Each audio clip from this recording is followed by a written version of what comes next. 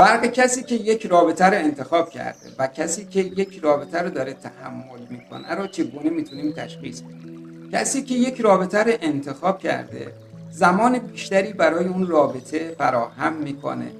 تصمیماتی که گرفته میشه در اون رابطه اکثرا بیشتره که مورد تشویق و رشد زیادی قرار میگیره. احترام به احساس و نیازهایی که در خود و طرف مقابل ایجاد میشه مورد افزایش قرار میگیره. و کسی که یک رابطه رو تحمل میکنه بی‌تفاوتی نسبت به نیازهاش زیاد تجربه میکنه. کمبود حمایت در جنبه‌های مختلف زیاد براش فراهم میشه.